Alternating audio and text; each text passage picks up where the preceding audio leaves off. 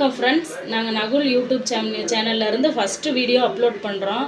இன்றைக்கி Sunday special போடலான்னு சொல்லிட்டு ஒரு ஃபஸ்ட்டு வீடியோ எடுக்கிறோம். ஏதோ எங்களுக்கு தெரிஞ்ச அளவுக்கு எடுத்திருக்கோம். இன்றைக்கி சண்டே என்னன்னு பார்த்தீங்கன்னா மீன் குழம்பு தான். மீன் வறுவல், மீன் குழம்பு காலையிலே போய் வாங்கிட்டு வந்து வச்சுருக்காங்க. இனிமேல் தான் சமைக்கணும். காலையிலேக்கு இட்லியும் மீன் குழம்பும் பண்ணலான்னு இருக்கேன்.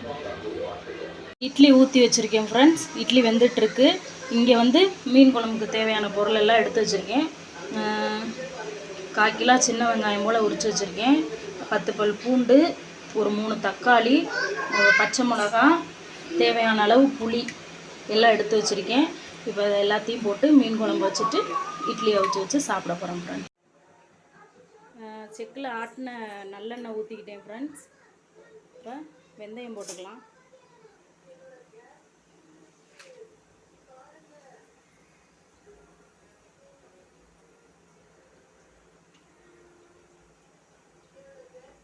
வெந்தயம் நல்லா பொரிஞ்சு வந்துச்சு. வெங்காயம் போட்டுக்கலாம்.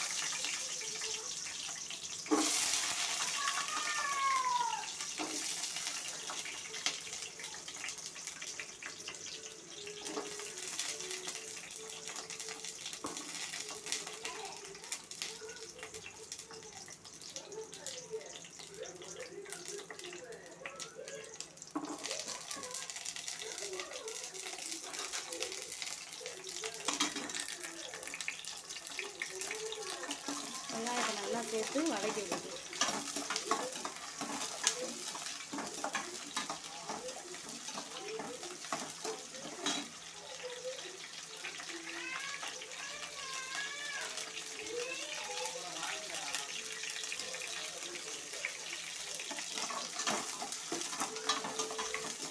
இட்லி இந்த வடத்தில் வந்துட்டு இருக்குது. இந்த பக்கம் மீன் குழம்பு வச்சுட்ருக்கேன். 10 நிமிஷத்தில் மீன் குழம்பு ரெடி ஆகும். நல்லா வெங்காயமும் வெள்ளைப்பூடு வந்து பொன்னிறமாக நல்லா வதங்கணும். வதங்கினதுக்கப்புறம் நம்ம இந்த கட் பண்ணி வச்சுருக்கிற தக்காளியை வந்து பேஸ்ட் மாதிரி மிக்சியில் அரைச்சி எடுத்துக்கணும். இப்போ வந்து பச்சை மிளகா போட்டுக்கலாம்.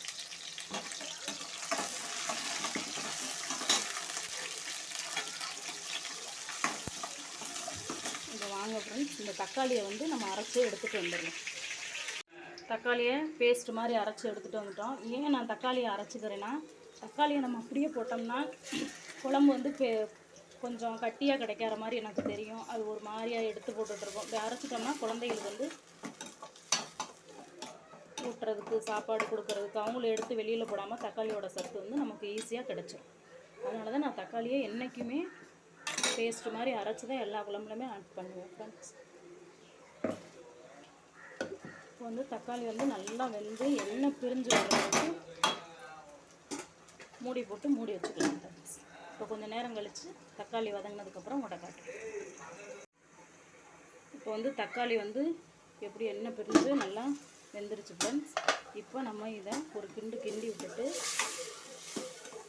எல்லாம் நல்லா வெந்துருச்சு. தக்காளிலாம் எண்ணெய் பிரிஞ்சு வந்துருச்சு. இப்போ இதில் நம்ம வந்து வீட்டில் அரைச்ச குழம்பு மிளகாத்தூள் சேர்த்துக்கிற போகிறோம். உங்களுக்கு எவ்வளோ குழம்பு வேணுமோ அதுக்கு தக்கன, இது நாங்கள் வீட்டிலே அரைச்ச மசாலா பொடின்னு சொல்லுவாங்க எங்கள் ஊர் பக்கம். இதில் மல்லித்தூள், மிளகாத்தூள், ஜீரகம் எல்லாமே, மிளகு, சோம்பு எல்லாமே சேர்த்து அரைச்சி வச்சுக்கிறது நாங்கள். இது எங்கள் ஊரில் எல்லா குழம்புக்குமே இதை தான் யூஸ் பண்ணுவோம் நாங்கள். இது நல்லாயிருக்கும் ஃப்ரெண்ட்ஸ். இப்போ நல்லா இதை இப்படி நம்ம இந்த மாதிரி மசாலாவை வந்து நம்ம எண்ணெயிலே இப்படி வறுத்து சேர்க்கும்போது அது ஒரு டேஸ்ட்டாக இருக்கும் ஃப்ரெண்ட்ஸ். எங்கள் ராமநாதபுரம் மாவட்டம் பக்கம்லாம் இப்படி தான் நாங்கள் மீன் குழம்பு வைப்போம். அடுத்து தேவையான அளவு புளி கரைச்சி வச்சுருக்கேன். அதையும் இதில் ஊற்றி கிண்டி விட்டுக்கலாம்.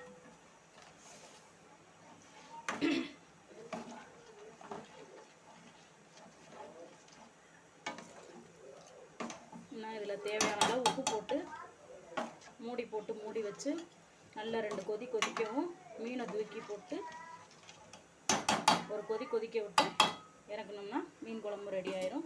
இப்போ இதில் நான் தேவையான அளவு உப்பு போட்டுக்கிற போகிறேன். உங்களுக்கு எவ்வளோ தேவையோ அவ்வளோ போட்டுக்கோங்க, குழம்புக்கு தக்கன போட்டுக்கோங்க. இப்போ இது கொதி வந்தோன்னா உங்கள்கிட்ட நான் காட்டுறேன். இப்போ குழம்பு கொதிக்குது ஃப்ரெண்ட்ஸ், வாங்க பார்ப்போம். இது நல்லா கொதிக்கட்டும். கொதிக்கிறதுக்குள்ளே நம்ம வந்து தேங்காய் அரைச்சி குழம்பு ஊற்றிடுவோம். நாங்கள் வந்து எப்போயுமே மீன் குழம்புக்கு வந்து தேங்காய் அரைச்சி தான் ஊற்றுவோம். கொஞ்சோண்டு தேங்காய், சின்ன வெங்காயம், பூண்டு, கொஞ்சோண்டு மிளகு இதெல்லாம் நம்ம ஊற்றும் போது மீனோட வாடை தெரியாமல் கவுச்சி வாசனை இல்லாமல் மீன் குழம்பு வந்து சூப்பராக இருக்கும். நாங்கள் வந்து எப்போவுமே தேங்காய் ஊற்றி தான் குழம்பு வைப்போம் ஃப்ரெண்ட்ஸ். வாங்க இப்போ இதை போய் அரைச்சி எடுத்துகிட்டு. இப்போ தேங்காய் நல்லா பேஸ்ட் மாதிரி அரைச்சிட்டு வந்தாச்சு. இப்போ குழம்பு திறந்து பார்த்துக்கலாம். குழம்புலாம் எண்ணெய் பிரிஞ்சுக்கிட்டு வரையில் இந்த அரைச்சி வச்ச தேங்காயை அப்படியே ஊற்றிக்கிறேன். லேசாக தண்ணி ஊற்றி கழுவி திரும்ப ஊற்றிக்கிறேன். ஊற்றிட்டு ஒரு கிண்டு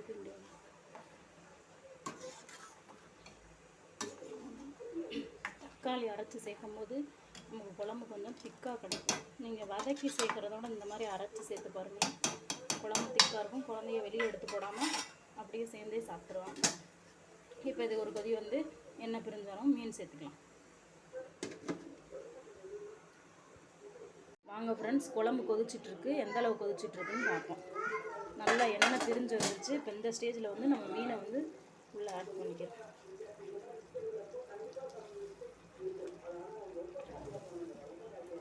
நான் வந்து தலை, வால் பகுதி அந்த மாதிரி இதுகளை சேர்த்து குழம்பு வச்சிட்ருக்கேன். மீனை போட்டு லேசாக அப்படி பண்ணி விட்டுட்டு ஒரு கொதி மட்டும் கொதிக்கட்டும். மூடி போட்டு மூடி வச்சுக்கலாம். கொதிச்சதுக்கப்புறம் மீன் குழம்பு ரெடி. மீன் வறுவலுக்கான மசாலா போட்டு மீனையும் பிரட்டி வச்சுட்டேன் ஃப்ரெண்ட்ஸ். வேறு இதில் ஒன்றுமே சேர்க்கல. வீட்டில் அரைச்ச குழம்பு மிளகாத்தூள், கொஞ்சோண்டு மிளகாத்தூள், உப்பு, இது மட்டும்தான். நல்லா அந்த அளவுக்கு பிரட்டி கொஞ்சம் நேரம் போல் ஊற வச்சுட்டு நான் சேலை ஃப்ரை தான் பண்ண போகிறேன். நான் எண்ணெயிலலாம் பொரிச்சு எடுக்க மாட்டேன். தேங்காய் எண்ணெயில் தான் ஃப்ரெண்ட்ஸ் பொரிக்க போகிறேன். மீனை நல்லா பிரட்டி வச்சுட்டேன். இது கொஞ்சம் நேரம் நல்லா ஊறி வரட்டும். அதுக்குள்ளே நம்ம குழம்ப பார்த்துட்டு வரலாம். குழம்பு கொஞ்சம் சின்ன பாருங்கள் ஃப்ரெண்ட்ஸ், குழம்பு எந்த அளவுக்கு கொதித்து நல்லா தலை கொதித்து நல்லா குழம்பு நமக்கு மீன் குழம்பு ரெடி ஆயிடுச்சு. இப்போ இந்த ஸ்டேஜில் வந்து நம்ம கருவேப்பிலை போட்டு அடுப்பு அமர்த்திட்டு கருவேப்பிலை போட்டு இறக்கி வைக்கணும். கருவேப்பிலையை லாஸ்ட்டில் போடும்போது குழம்பு கொஞ்சம் உங்களுக்கு ருசி அதிகமாக இருக்கும். இப்போ நம்ம குழம்பு அமர்த்திட்டு கருவேப்பிலை போட்டுக்கணும். இப்போ மேலாப்பில் நல்லா கருவேப்பிலையை போட்டு லாஸ்ட்டாக நீங்கள் சாப்பிட போகும்போது கொஞ்சம் நேரத்துக்கு முன்னாடி கொத்தமல்லி இலை போட்டு சாப்பிட ஆரம்பிக்கலாம் ஃப்ரெண்ட்ஸ். இதுதான் என்னோடய ஸ்டைல் மீன் குழம்பு. நாங்கள் ராமநாதபுரம் மாவட்டத்தில் இப்படி தான் வைப்போம். ஏதோ எங்களுக்கு தெரிஞ்ச அளவுக்கு வச்சுருக்கேன். இது மாதிரி நீங்களும் ட்ரை பண்ணி பாருங்கள் ஃப்ரெண்ட்ஸ். பிரட்டி வச்சு ஒரு 10 நிமிஷம் ஆச்சு ஃப்ரெண்ட்ஸ். இப்போ நம்ம இதில் நான் பொரிக்கிறதுக்கு வந்து என்றைக்குமே தேங்காய் எண்ணெய் தான் யூஸ் பண்ணுவேன். தேங்காய் எண்ணெய் ஊற்றிக்கலாம். நல்லா எண்ணெய் காஞ்ச உடனே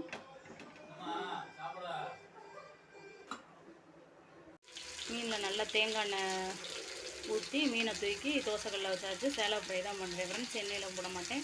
இப்போ அது வெந்தோடனே எடுத்து சேவ் பண்ணலாம். தேங்க்யூ. மீன் நல்லா வெந்துக்கிட்டு இருக்கு ஃப்ரெண்ட்ஸ். வேகட்டும்.